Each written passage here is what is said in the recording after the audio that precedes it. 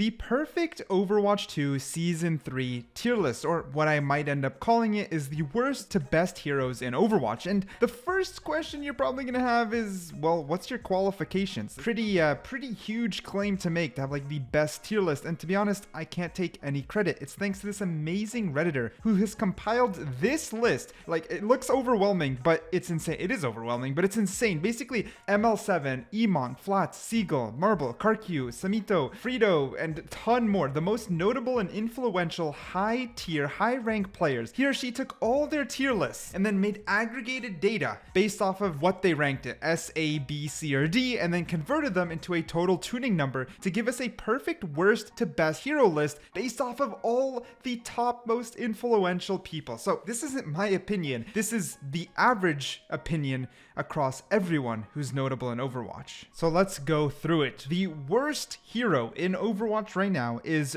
Roadhog. Now that is insane since he was obviously pretty much S tier across the board when it came to most creators. He's fallen from grace, and I have an entire video essay coming on him because he's an interesting subject that is quite touchy. Now we don't know how this could change when obviously Blizzard reworks his utility, but for now he's at the bottom of the barrel. After that there's Zarya tied with him, which is also kind of insane because Zarya, well, maybe not as polarizing as Roadhog, did also reign right near the top for a lot of Overwatch 2 since its original launch. That kind of keeps going on that because Sombra is the third worst hero, and similarly she had a very broken segment at the beginning of Overwatch and then fell very, very quickly, and that's a trend you'll see on this list. Blizzard's over buff and then over nerf of multiple heroes. In 33rd place comes Mei, and I mean Mei has actually been kind of low on most people's tier list for quite some time. She isn't moving up or down very much, and I don't know if it begs to wonder if Blizzard really needs to touch her up or if maybe people around her are overtuned.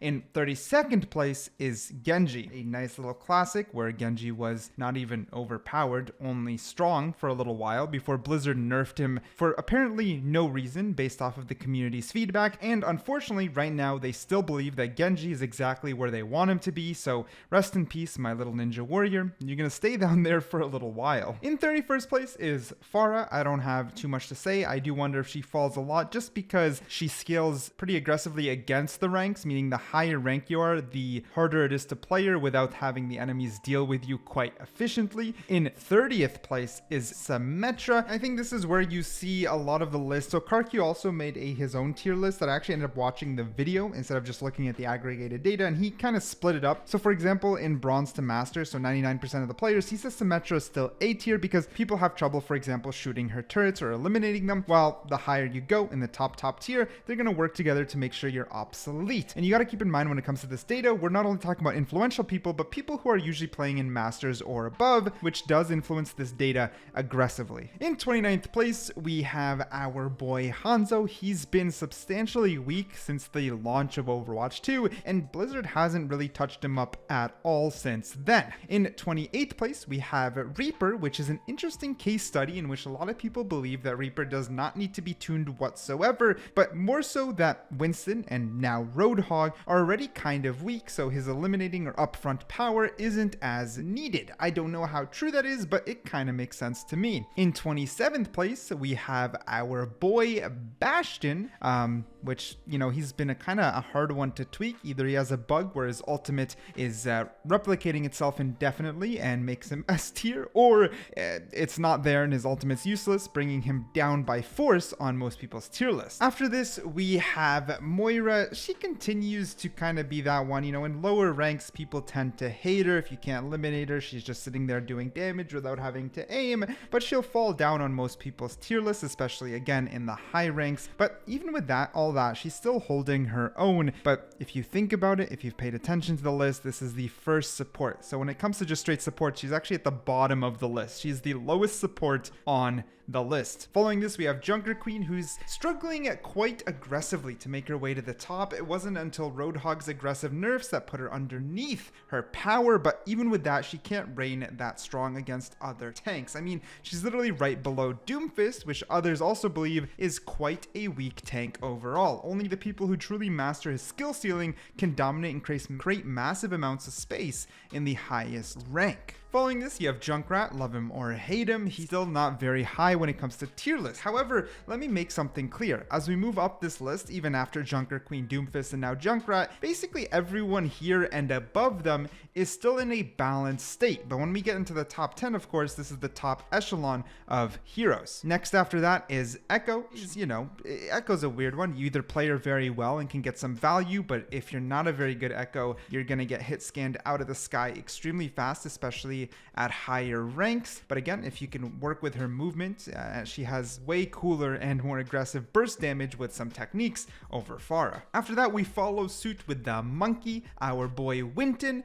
He's in a decent spot. He's just okay. I personally do like him in the lower ranks. I guess that's where you can get a little bit of my take, since I'm not the top echelon of players. I think Winston can kind of do pretty good amounts of work in the low rank when people don't know how to deal with you quite as much and you have reliable damage instead of having to aim with our monkey brains down in bronze. I'm not bronze, by the way. After this, we have Torbjorn, and again, if you wanted a lower rank take, also when I say lower rank, by the way, I peaked diamond, but as a casual player, let's just say I'm between gold and plat, whatever. Torbjorn is one of those ones when I play him sometimes for fun, you throw down a turret and really people at the lower ranks just don't deal with your turret fast enough, so you get a lot more value out of it. It's kind of funny. At the higher ranks, you really need to know positioning and placement to get the most amount of value out of him. After that, we have Zenyatta. Zenyatta has been in a solid spot for a while. Strong, not overpowered, good pick. If you play him well, GG, well played. Fun guy. Then we have Brigitte,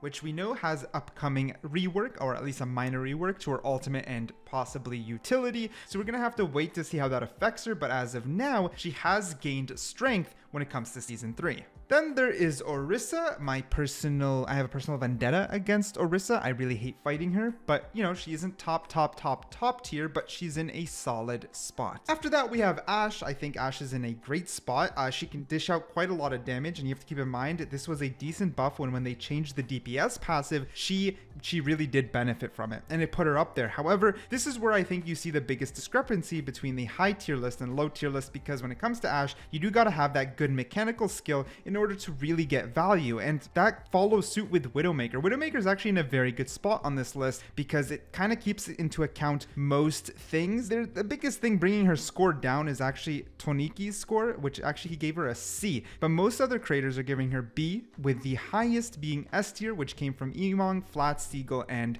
Marble. Now the biggest thing here is Widowmaker has that exact same thing. She wreaks havoc at the top tier when it comes to players who play her very, very well, but at the same time, top tier know how to deal with her a little bit better when it comes to counter picking. That mid-tier rank in which you got the good amount of aim but the less coordination is where I believe she wreaks the most havoc, allows her to flourish, because if no one's dealing with her, she's continuously doing damage from a safe distance and it gets annoying. But when you do know how to deal with her, that health nerf really starts showing and becoming way more obvious. Following this, we got D.Va. D.Va just she's in a good position. She consistently stays reliable, just eating tons amount of damage, and ults with that matrix will kind of continuously keep her viable. She can obviously have that verticality, fly around, blah blah blah. D.Va's good. She's been standard and she's still strong. Then there's Cassidy, which has rose pretty aggressively when it comes from Season 2 to Season 3 on most people's tier list, and it makes a lot of sense. Also benefiting from that passive change, his nade can cause havoc in a lot of instances. Getting that one tap and then throwing the nade, just knowing that they're dead as you walk away, is a pretty satisfying feeling. Following this, we have Soldier 76. He's just kind of that similar to D.Va. I feel it's that standard DPS that kind of continuously stays pretty valuable, especially since his util and abilities aren't hard to use, allowing consistency throughout the ranks. But with that being said, ever since the introduction of Sojourn, it's just one of those things that if you're mastering and playing Soldier 76, you might as well just be playing Sojourn, even if that's kind of a hot take. Following this, we have Ana. Ana rose pretty aggressively and stayed near the top of most people's tier list ever since she got that buff. And even after her adjustment, because Roadhog's nerfs, she's still staying strong in Season 3. As we enter the top 10, we hit Sigma. Sigma is strong as heck and extremely fun to play. However, he doesn't seem overbearing. This is one of the best patches in Overwatch because as we hit the top 10 list, no one feels too OP quite yet. As we hit number 9, similar thing, even after Ramatra got his nerf, he sits at number 9 because he's still strong without being annoying anymore since his ult doesn't last indefinitely. And number 8, we have Mercy, again still strong but less overbearing when it comes to killing her out of the sky since her movement got nerfed, but she of course now has more survivability, so some people are saying she's worse than ever before. I'll leave that up to you guys. At number 7, we have Baptiste, which actually beats out Mercy, and Baptiste has historically been pretty steady, especially with his immortality field, but did rise again when it came to season 3 and this list. After that, a welcome new addition to the top tier is Reinhardt. The changes and buffs that they gave him, especially to his Fire Strike, has allowed him to secure more kills and make him way more reliable would be the right word. As we hit top 5, this is where things kind of start, the tuning numbers get a little bit interesting.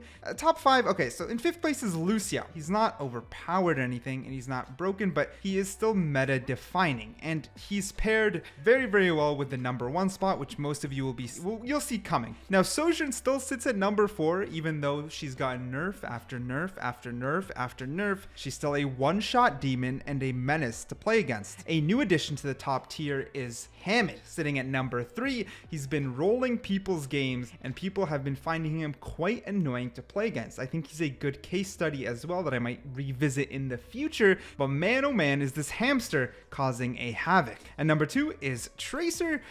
This one, yeah, I mean, Tracer sits in that a very interesting spot. She is in number 2, but I don't feel she's as annoying as the people that surround her. It's just that if you get someone who's really good at Tracer, she can feel almost unkillable, but she's one of those ones that really does scale with skill, so it becomes a little less annoying than someone like number 1, which is Kiriko. Nerf after nerf, doesn't matter, she still sits at the top tier of everyone's list, where most people gave her an A or an S tier. She almost completely clears the list. She is number 1 by far, and it's kind of insane. And like I said, it refers back to Lucio. The pairing of Lucio and Kiriko keep these two supports in meta. They play off each other like crazy. It is mind-blowing. But there you have it, the worst to best list. Let me know what you think down below. Okay, bye.